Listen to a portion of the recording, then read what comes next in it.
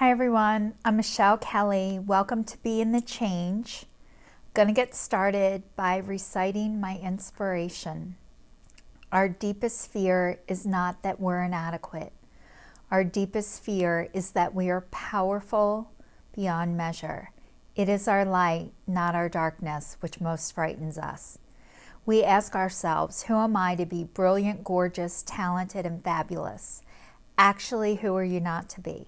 You are a child of God. Your playing small does not serve the world.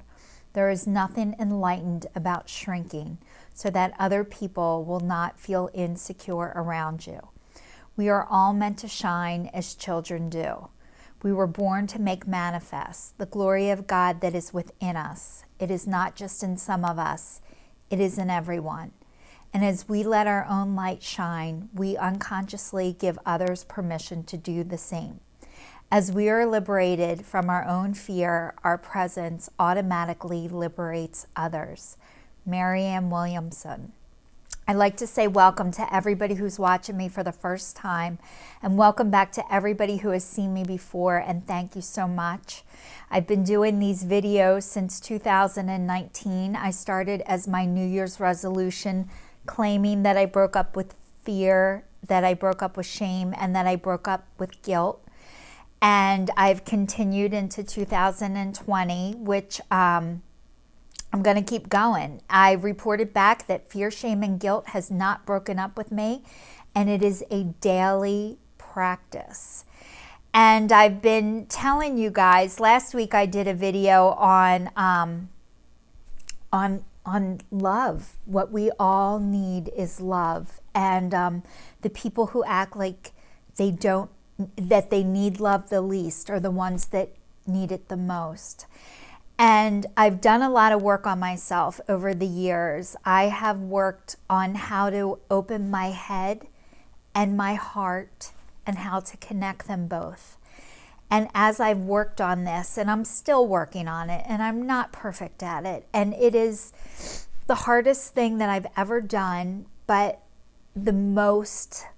it's what I'm most proud of. It's, nobody can hurt me any more than I have already hurt myself. And, we are in a time of anxiety and fear, and actually we've been in it. We've been in it for a long time, but it's finally now permission to have it.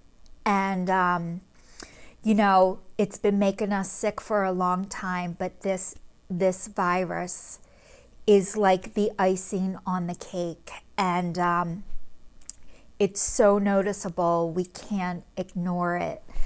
And I'm the queen of ignoring stuff. Like I try and ignore everything until it gets so loud that you have to acknowledge it. And I've done that my whole life. I was brought up like that. It was my normal.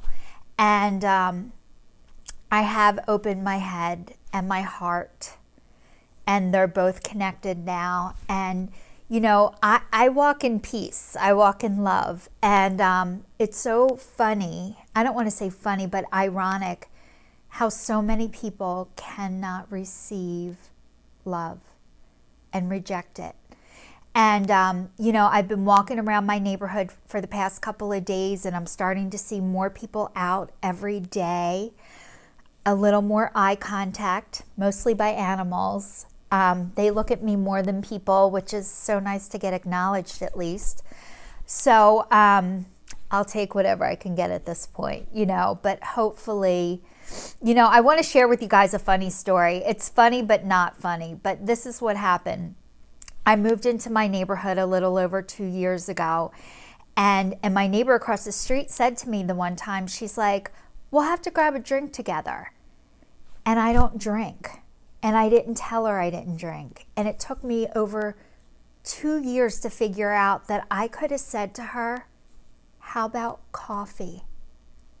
Instead, I just avoided her and ignored her because I didn't know how to say, I don't drink, or to come up with another answer of, how about coffee? So, I might seem like I didn't want to get to know her. But really, I didn't have enough courage to tell her, I don't drink. Can we do something else? So I talked to my neighbor today, and it was really nice. And I'm going to ask her for coffee.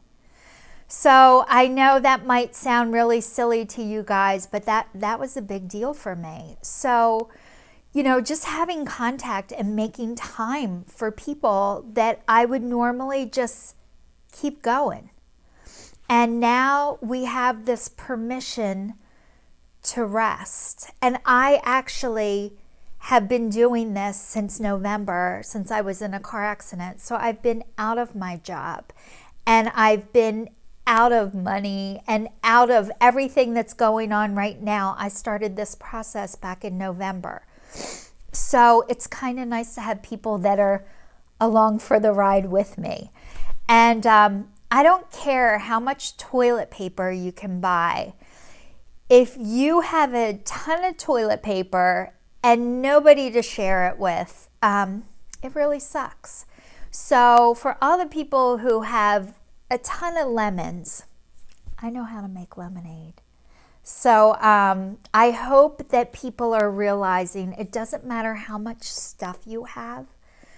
You know, we all need each other, and it's way more fun together. And I didn't realize how much I need other people, like face to face. Online is great. It's a great way to connect, but it's like a fake connection, because is anybody going to come to my funeral? If I have 2 million followers that know of me, but nobody knows me. So I want people to know me. And I'm showing you all the real me, and this is it, and I'm doing it. And I put a video out the other day about how I got my spiritual connection.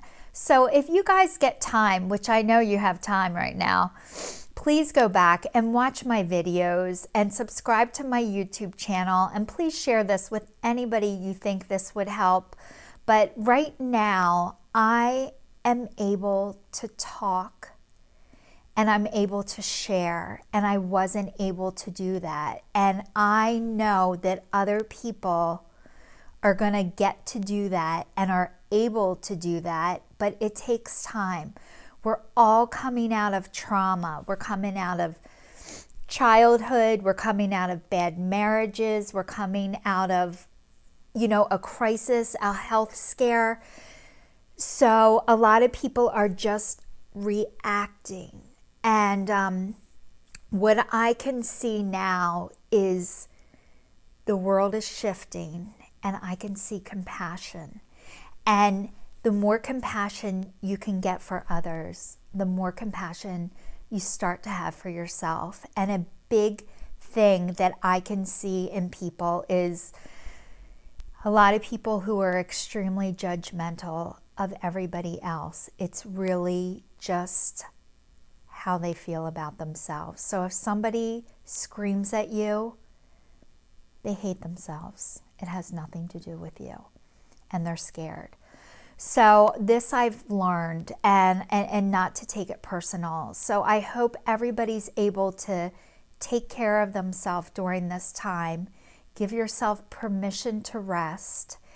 And the social distancing is a gift, and it's also making me realize how much I need face-to-face contact and people around me. It motivates me so much. And when I'm by myself, I'm not a good stay motivated kind of person. And thank you for everyone who's spreading love and light right now. We need all of you. So stay tuned, and I'll see y'all next week.